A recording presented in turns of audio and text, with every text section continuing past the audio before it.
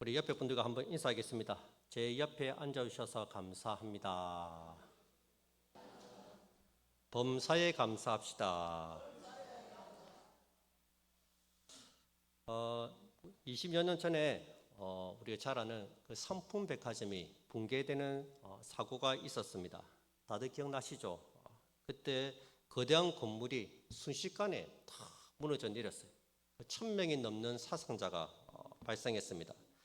그런데 그 참담한 현장 속에서도 기적처럼 생존한 사람이 있었습니다. 그 중에 한 생존자는 지하 3층에 매몰되어 있었는데 이 구조대원이 발견을 한 거예요. 그때 이 구조대원이 이 생존자를 보고 한 말이 화제가 되었습니다. 뭐라고 했냐면, 살아있어 주셔서 정말 감사합니다. 살아계셔서 감사합니다. 보통은 구조를 받은 사람이 나를 구조한 사람에게 이렇게 감사 인사를 하잖아요. 저를 구해 주셔서 감사합니다. 근데 이 구조대원이 이 자기가 구조할 사람을 보고 정말 살아 있어 주셔서 정말 감사하다고 그렇게 인사를 건넸습니다. 왜일까요? 구조대원이 말합니다. 내가 아무리 구조하러 와도 당신이 이미 죽었다면 아무 소용이 없습니다. 근데 이렇게 살아서 기적처럼 살아 계셔서 정말 감사합니다. 그렇게 인사를 했습니다. 여러분, 그렇습니다. 오늘 우리가 살아 있다는 것, 이 자리에 나와서 예배 드릴 수 있다는 것, 그것 자체가 기적이요 또 은혜입니다.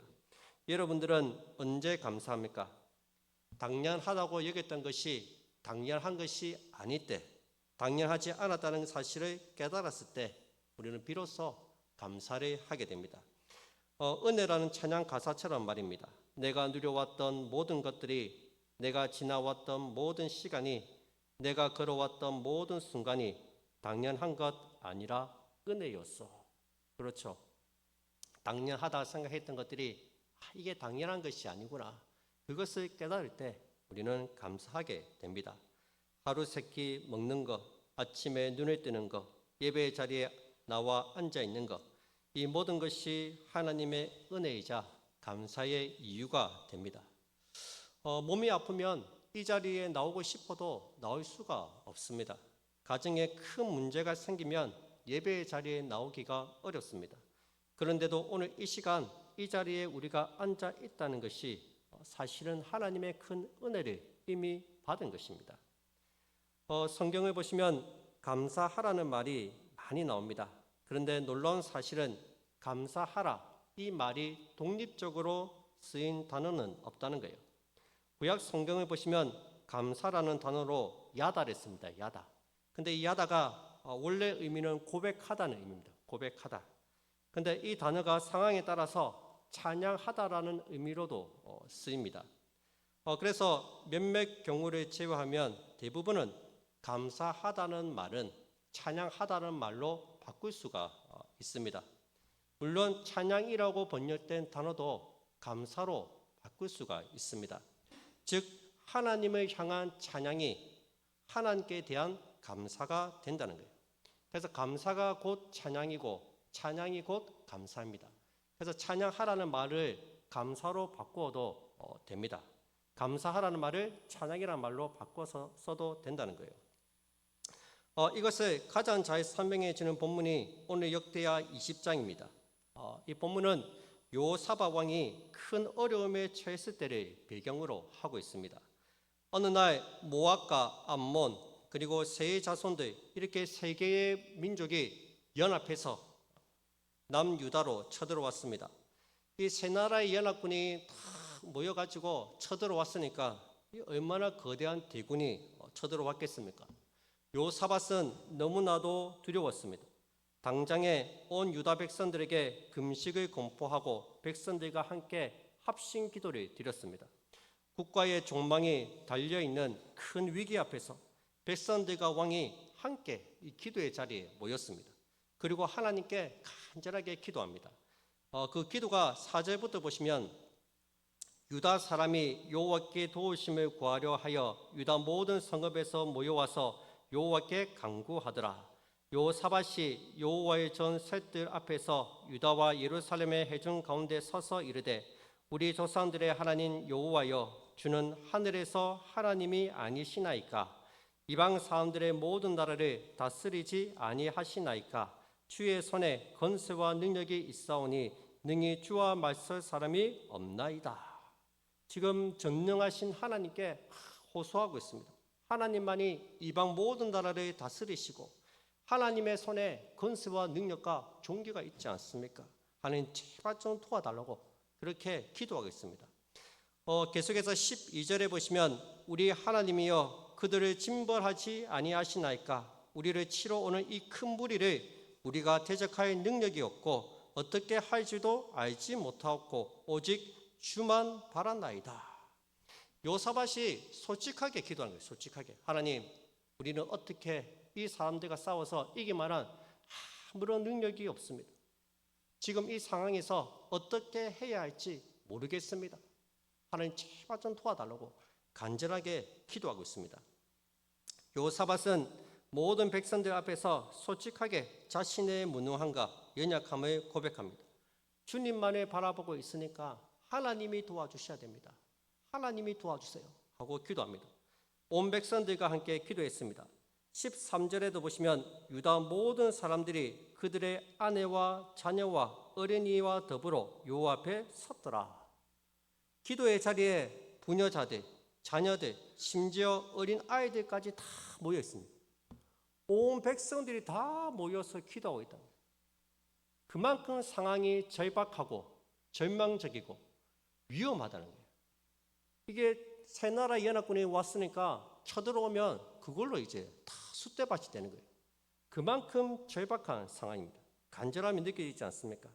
갓난 아이들까지 포대기에 싸서 업고 이고 와서 다 하나님 앞에 엎드려서 간절하게 기도합니다. 하나님 어떻게 해야 할 줄은 모르겠습니다. 우리는 이제 다 죽었습니다. 하나님이 도와주시지 않으면 다 죽은 모습입니다. 제발 좀 도와주십시오 하고 간절히 기도합니다. 하나님만이 모든 열방을 다스리시고 주의 손에 권세와 능력이 있지 않습니까? 도와달라고 기도합니다. 바로 그때였습니다. 그렇게 간절히 기도하고 있는데 이렇게 모인 회중 중에서 레위 사람 야하시엘에게 하나님의 영이 임합니다. 그러더니 갑자기 그가 일어서서 예언을 하기 시작했습니다. 17절 말씀입니다. 이 전쟁에는 너희가 싸울 것이 없나니 대열을 이루고 서서 너희와 함께한 여호와가 구원하는 것을 보라. 유다와 예루살렘아 너희는 두려워하지 말며 놀라지 말고 내일 그들을 맞서 나가라. 여호와가 너희와 함께 하리라 하셨느니라 하매. 야하시엘이 일어나서 예언을 하기 시작하는데 두려워하지 말라고 합니다. 두려워하지 말고 놀라지 마라. 하나님이 너희들을 구원하여 주실 것이다. 그렇게 예언을 했습니다. 여호와가 너희와 함께 할 것이다. 너희가 반드시 이기게 해줄 것이다. 이렇게 예언을 했습니다. 여러분 이 하나님의 말씀을 들을 때 요사밧이 어떻게 반응했습니까? 18절 19절을 보세요. 요사밧이 몸을 굽혀 얼굴을 땅에 대니 온 유다와 예루살렘 주민들도 여호와 앞에 엎드려 여호와께 경배하고 그앗 자손과 고라 자손에게 속한 레위 사람들은 서서 심히 큰 소리로 이스라엘 하나님 여호와를 찬송하니라. 이 요사밧이 이 하나님의 말씀을 듣자 얼굴을 땅에 대고 바짝 엎드립니다. 극도의 경배의 자세로 하나님을 높입니다. 왕이 그렇게 하니까 백성들도 다 같이 납작 엎드립니다. 그리고 하나님을 경배합니다. 레위 사람들은 큰 소리로 하나님을 찬양했습니다. 21절 하반절에 보시면 여호와를 찬송하여 이르기를 여호와께 감사하세 그의 인자하심이 영원하도다. 여러분 보세요. 지금 요사밧과 백성들이 하나님을 찬양하고 하나님께 감사하고 있습니다. 아직 전쟁이 끝나지 않았습니다. 아직 전쟁에서 승리하지도 않았습니다. 여전히 세민족의 연합군들이 총과 칼을 들고 우리를 잡아먹으려고 집어삼키려고 기다리고 있습니다. 그런데 요사밧과 백성들은 하나님 말씀을 듣고 미리 하나님께 찬양하고 미리 하나님께 감사하고 있습니다. 여호와여 찬송하여 이르기를 여호와께 감사하세 그의 인자하심이 영원하시도다. 여전히 위기 가운데 있고 여전히 상황은 달라지지 않았어요.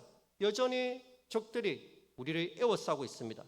그런데 여호사밧은 승리를 주시겠다는 하나님의 말씀을 믿고 하나님을 신뢰했습니다.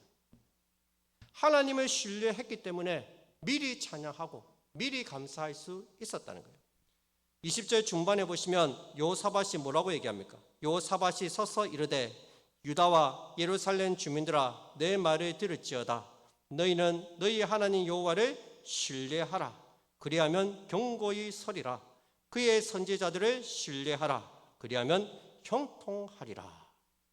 여러분, 여호사밧은 철저하게 하나님을 신뢰했습니다. 하나님께서 말씀하셨으니까 반드시 그 말씀대로 이루어질 것이다. 하나님 말씀을 신뢰하고 하나님께 감사를 드려라. 이 전쟁은 이미 우리가 이긴 것이다.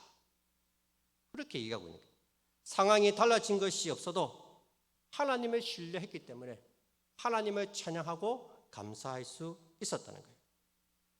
여러분, 문제가 해결되었을 때 감사하는 것은 믿음이 없어도 얼마든지 감사할 수 있습니다. 일이 잘 풀리고 잘 나갈 때 감사하는 것은 얼마든지 할 수 있습니다. 세상 사람들도 일이 잘 풀리면 오늘 내가 한 통 쏠게 하고 이제 쏘잖아요. 그런데 아무런 일도 일어나지 않고 여전히 힘들고 어려운 상황인데도 감사할 수 있는 것은 믿음이 없으면 결코 할 수 없는 일입니다. 특별히 하나님에 대한 신뢰가 없으면 절대로 미리 감사할 수 없다는 거예요. 여호사밧은 하나님을 신뢰했기 때문에 상황에 상관없이 미리 감사할 수 있었습니다. 유다와 예루살렘 주민들아 내 말을 들을지어다. 너희는 너희 하나님 여호와를 신뢰하라. 그리하면 견고히 서리라. 여러분, 상황이 나아지지 않고 변하는 게 없어도 변함없이 하나님만을 신뢰하시기 바랍니다. 하나님을 신뢰하기 때문에 모든 것에 하나님의 뜻이 있음을 믿기에 하나님을 찬양하고 하나님께 감사를 드리시기 바랍니다. 그러면 놀라운 역사를 경험하게 될 것입니다. 미리 감사하자는 거예요. 미리. 지금 상황이 나아지지 않았지만 여전히 힘들고 어려운 상황이지만 하나님께서 반드시 도와주실 줄 믿고 하나님의 구원이 임할 줄 믿고 미리 하나님을 찬양하고 미리 하나님께 감사하자는 거예요. 여러분, 다음 주가 맥주 감사 주일입니다. 아직 한 주가 남았어요. 그런데 제가 왜 감사 설교를 할까요? 미리 감사하자는 거예요. 미리. 하나님께서 베풀어 주신 은혜에 대해서 우리가 미리 감사합시다. 우리는 그렇게 생각하죠. 좀 상황이 나아지고 형편이 좀 나아지면 그때 가서 감사하겠습니다. 여러분, 그거는 믿음이 없어도 할 수 있는 일이에요. 누구나 다 할 수 있습니다. 좋은 일이 생기면 감사하는 거 누가 못합니까? 근데 아직 상황이 나아지지 않고 형편이 어렵지만 미리 감사할 수 있는 것, 이것은 하나님에 대한 신뢰가 없으면, 믿음이 없으면 결코 할 수 없는 일입니다. 그래서 미리 감사하잖아요. 미리 하나님께 베푸신 은혜에 대해서, 그리고 앞으로 베풀어 나갈 그 은혜에 대해서 미리 감사하자는 거예요. 그래서 다음 주에 오실 때 우리 이 맥주 감사 헌금에다가 감사 제목을 써오시기 바랍니다. 여기다가 뒷면에다가 감사 제목을 써오세요.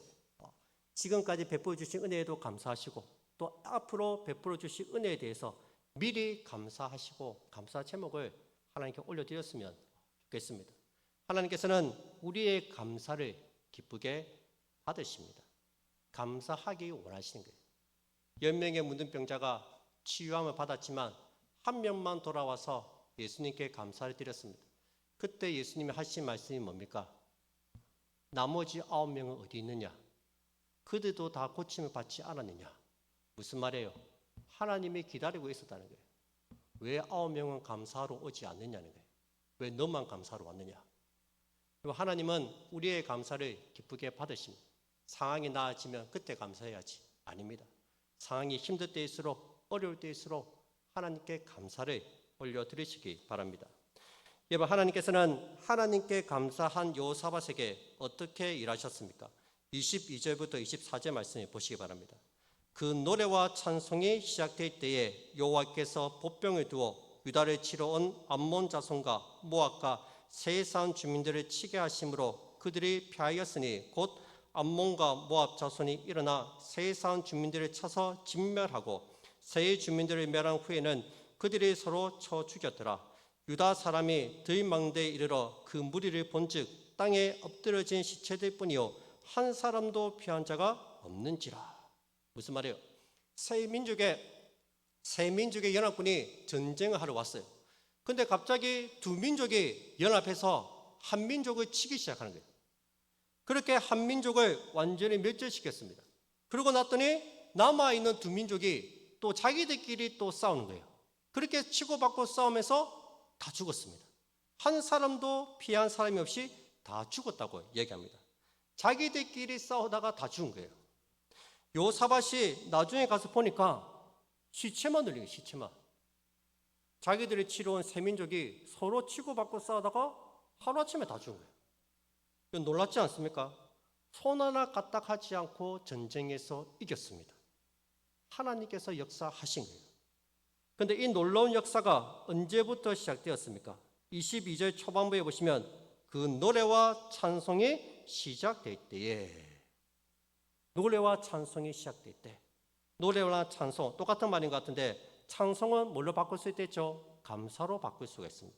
그 노래와 감사가 시작될 때 이런 놀라운 역사가 일어났다는 것입니다. 이런 백성들이 언제 찬송하고 감사했습니까? 상황이 역전될 때입니까? 이기고 있을 때입니까? 아니죠. 아무런 변화가 없었을 때였습니다. 일의 변화가 전혀 없었던 그때에 여호사밧과 백성들은 하나님을 찬양하고 하나님께 감사했습니다. 근데 바로 그때부터 하나님의 역사가 일어나기 시작했다는 거예요. 하나님께서 일하셨고 세부족 연합군이 완전히 진멸하게 되었습니다. 하나님께서 하신 일은 거예요. 감사가 시작될 때 주님이 일하신다는 거예요. 요즘에 세계적인 경기 침체로 내수 경제는 더 힘들어졌고 취업난은 심각합니다. 20대는 실업급여로 먹고 살고 30대는 백수들이 많다고 합니다. 언제까지 이렇게 살아야 할지 아무도 모릅니다. 교회도 여기저기 아픈 분들이 많고 또 사건과 사고도 많습니다. 여러분, 비록 상황이 달라지지 않고 나아진 것이 없지만 변함없이 하나님을 찬송하고 하나님께 감사를 드리시기 바랍니다. 그러면 놀라운 역사가 일어날 것입니다. 우리가 감사하기 시작할 때 하나님께서 일하시기 시작하실 것입니다. 바울과 실라를 보시기 바랍니다. 바울은 마게도냐의 환상을 보고 마게도냐 지방의 첫 도시인 빌립보로 가게 됩니다. 원래 바울과 실라는 마게도냐로 갈 생각이 없었어요. 그런데 꿈의 환상 중에 마게도냐 사람이 건너와서 우리를 도우라 환상을 보게 됩니다. 그거 보고 야, 하나님이 우리를 부르시는가 같다 싶어서 마게도냐 지방의 첫 성 빌립보에 가서 복음을 전합니다. 그곳에서 또 자조장사 느디아를 전도하는 귀한 예매도 맺습니다. 그렇게 한참 힘있게 복음의 전도를 하고 복음의 예매를 맺어갈 때 억울하게 감옥에 갇히게 됩니다. 귀신 들린 요정에게서 귀신을 쫓아내었는데 그 요정의 주인이 이 여자가 귀신이 나가니까 점을 못 치잖아요. 점을 못 치니까 화가 나가지고 바울과 실라를 감옥에 가두어 버렸습니다. 복음을 전하다가 감옥에 갇히게 되었어요. 억울할 수도 있고 또 하나님을 원망할 수도 있습니다. 사실 우리는 빌립보로 올 마음이 없었는데 하나님이 불러주셨잖아요. 여기서 복음을 전하라고. 그러면 하나님이 지켜주셔야지. 하나님이 지켜주시지도 않고 이런 어려움에 처하게 하시나 원망할 수도 있고 불평할 수도 있습니다. 내가 복음을 전하다가 이 무슨 고생이고 그런 마음이 들 수도 있어요. 그런데 바울과 실라는 하나님을 원망하기는커녕 그곳에서 하나님을 찬양하고 하나님께 감사를 올려드렸습니다. 사도행전 16장 25절입니다. 한밤중에 바울과 실라가 기도하고 하나님을 찬송하며 제수들이 듣더라. 여기서 찬송했다는 단어는 원어로 보시면 감사하다는 말과 동일합니다. 억울하게 감옥에 갇혔지만 그들은 그곳에서도 변함없이 하나님을 찬양했고 하나님께 감사 기도를 올려드렸습니다. 그리고 그때 놀라운 일이 일어났습니다. 갑자기 지진이 나더니 모든 사람들의 손에 매인 쇠사슬이 다 풀어지기 시작했습니다. 놀라운 역사가 일어난 거예요. 여러분, 다윗도 하나님께 감사했습니다. 사울 왕에게 쫓겨다닐 때 어두운 굴 속에서 얼마나 울었는지 모릅니다. 다윗이 무슨 잘못을 저질렀습니까? 아무 잘못한 것이 없어요. 그런데 사울에게 40년을 쫓겨다녔잖아요. 얼마나 힘들었겠습니까? 그렇게 눈물로 긴 밤을 지새우다가 다윗이 깨닫게 됩니다. 비록 나의 신세가 처량하고 힘들어도 여전히 하나님은 나와 함께 하고 계신다. 하나님만이 나의 모든 상황과 형편을 다 아신다. 그것을 깨달았어요. 이때 다윗이 부른 노래가 시편 57편 7절부터 9절까지 말씀입니다. 하나님이여, 내 마음이 확정되었고 내 마음이 확정되었사오니 내가 노래하고 내가 찬송하리이다. 내 영광아 깰지어다. 비파야 수고마 깰지어다. 내가 새벽을 깨우리로다. 주여, 내가 만민 중에서 주께 감사하오며 문나라 중에서 주를 찬송하리이다. 이건 지금 다윗은 감사할 수 있는 상황이 아닙니다. 쫓겨다니고 있어요. 편안하게 잠을 잘 수가 없어요. 언제 사울이 어떻게 덮칠지 모르는 상황이에요. 억울하게 쫓겨다니는 상황이에요. 그 상황 속에서도 바울은 하나님께 감사했습니다. 내가 만민 중에서 주께 감사하오며 문나라 중에서 주를 찬송하리로다. 여러분, 어떤 상황과 형편 속에서도 우리는 변함없이 하나님께 감사할 수 있어야 됩니다. 변함없이 하나님을 찬양할 수 있어야 됩니다. 제가 아는 어떤 분은 혀에 암이 걸렸습니다. 설암이라고 합니다. 설암. 혀에 암이 걸렸어요. 혀를 잘라내지 않으면 다른 곳에 전이가 되어서 생명이 위험할 수도 있습니다. 혀를 잘라내기 위해서 수술대에 오른 환자에게 의사가 말했습니다. 수술이 끝나면 더 이상 말을 할 수가 없습니다. 마지막으로 하고 싶은 말씀이 있으면 하세요. 이 환자가 눈을 감고 있는데 눈물이 쭉 흐르는 거예요. 마지막으로 입을 열어 떨리는 목소리로 말했습니다. 주님 감사합니다. 주님 감사합니다. 여러분, 만약 여러분들이 이 세상에서 마지막 말을 남긴다면 무슨 말을 남기시겠습니까? 참 주님 감사합니다. 이 말이 우리가 남길 수 있으면 참 좋을 것 같습니다.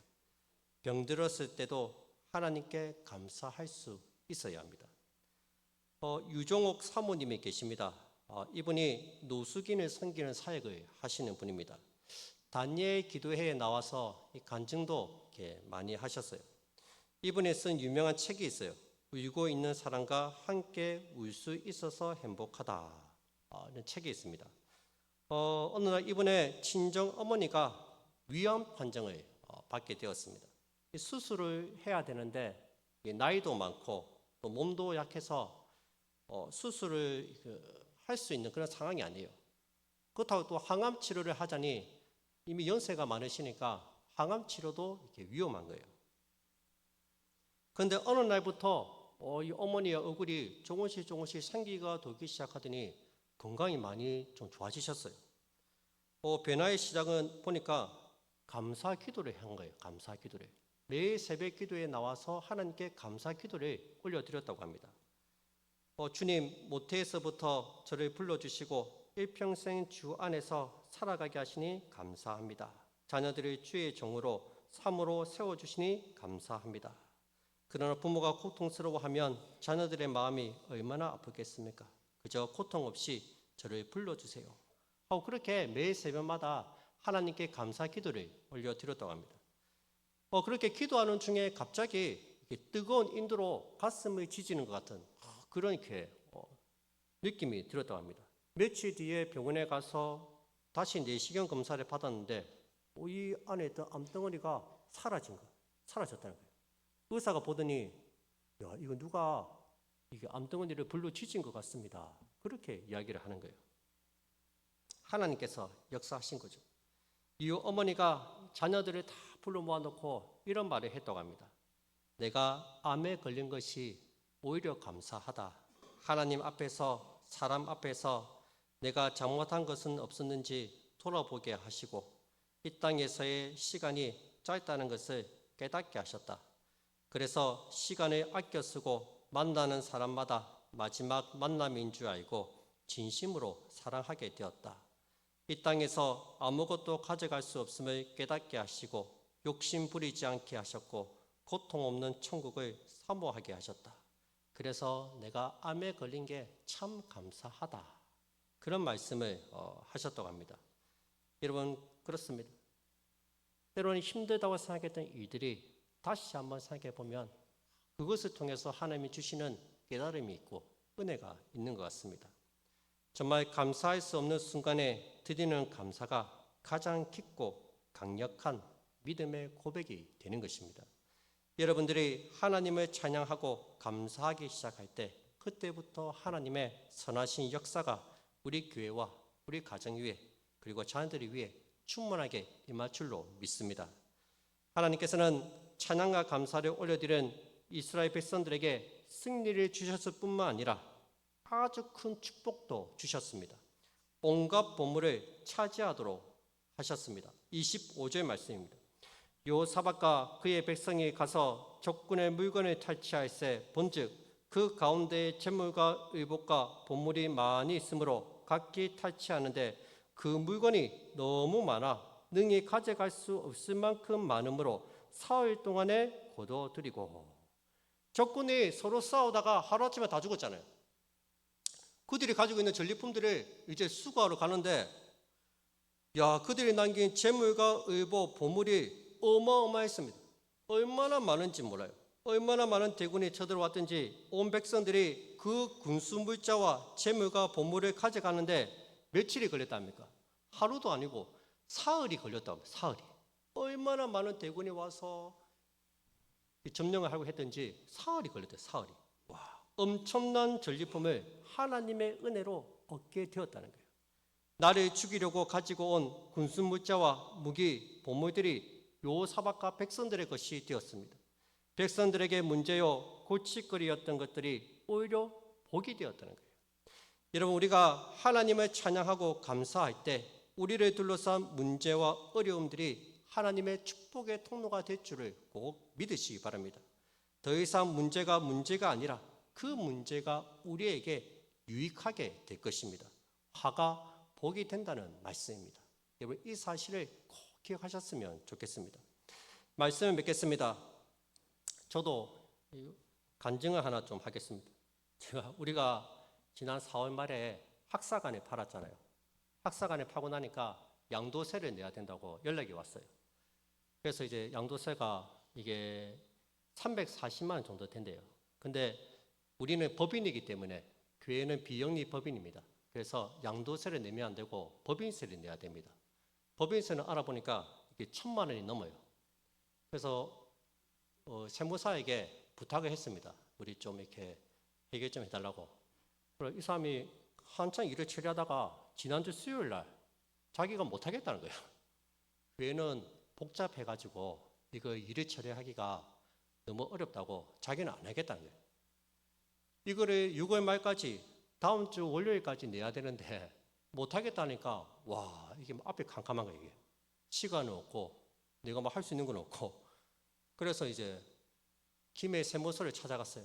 찾아가서 어떻게 하면 좋냐 물어보니까 법인이지만 양도세로 이렇게 계산을 해서 법인세를 내면 된다 얘기를 하더라고요. 그래서 340만 똑같이 내면 된대요. 그래서 이제 그 앞에 있는 우리 강원철 장로님도 소개해준 그분도 가보니까 그분들도 안 한다 하고 제가 김해 세무서 앞에 있는 회계 사무실을 제가 다 찾아갔습니다. 한 7, 8군데 다 갔어요. 제가 가서 이것 좀 해결해 달라니까 아무도 이걸 안 해주려는 거예요. 이게 복잡하고 자기는 잘 모르겠대요. 또 교회에 관련된 일을 해본 적도 없고 또 교회는 또 비영리 법인이니까 법인은 법인인데 비영리니까 할 줄을 모르는 할 수 있는 사람이 없는 거예요.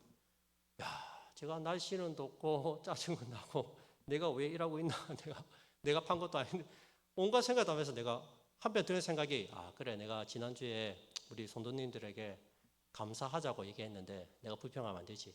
내가 하나님께 기도했습니다. 하나님 기도하고 제가 감사하겠습니다. 하나님 이 문제를 해결할 수 있는 회개사를 꼭 만나게 해달라고 기도를 했어요. 그리고 제가 마지막으로 내가 한번 가봐야 되겠다 싶어서 찾아갔어요. 찾아갔더니 거기도 안 된다는 거예요. 거기도 자기도 시간이 너무 촉박하고 이게 모르겠다는 거예요. 야, 그래서 에이, 안 되겠다, 막 천만 내자 싶고 가려 하는데 바로 옆에 또 회계 사무소가 하나 있었어요. 거기는 보니까 입춘 대기를 해가지고 이렇게 한자로 적어놨더라고요. 저 안 믿는 집 같은데 내가 집에 가서 뭐 해주겠나 싶어서 그래도 뭐 마지막 바람에 저기를 한번 가보자 가기 전에 갔는데 아니나 다를까 그분이 해주겠다는 거예요. 그분이에요. 와, 그래갖고 그분이 알고 봤더니요, 그분이 국세청에서 일하신 분이에요. 이 평생을 국세청에서 일하다가 은퇴하신 분이에요. 옆에 보니까 표창장, 공로상 몇 개가 있는 거예요, 상이. 와, 자기가 해결할 수 있다고 얘기하대. 자기가 이거는 복잡해서 이거 경험이 없는 사람은 못한다고 잘 찾아왔다면서 보고. 야, 그래가지고 이분이 순식간에 뭐 그날 하루아침에 다 해결해 주시는 거예요. 아침에. 와, 너무 그 자기는 봉사하는 마음으로 이 일을 하고 있다고. 수수료도 딴 데보다 훨씬 더 쌉니다. 절반밖에 안 해요. 야, 제가 참 이 일을 겪으면서 야, 진짜 참 하나님께 감사하니까 야, 하나님께서 이렇게 일하시는구나. 아, 정말 참 감사했습니다. 여러분 진짜 하나님께 감사하시기 바랍니다. 원망하지 말고 불평하지 말고 한번 감사해 보세요. 놀라운 역사가 일어날 것입니다. 여러분, 원망과 불평은 아무런 문도 열지 못합니다. 그러나 감사는 하나님의 손을 움직입니다. 먼저 감사하시고 그리고 기도하시기 바랍니다. 하나님은 길이 없는 곳에서 길을 만들어내시는 분이십니다. 감사하는 자에게 하나님의 인도하심은 반드시 나타납니다. 하나님께서는 감사의 입술 위에 은혜를 더하시고 감사의 기도 위에 길을 내시는 분이십니다.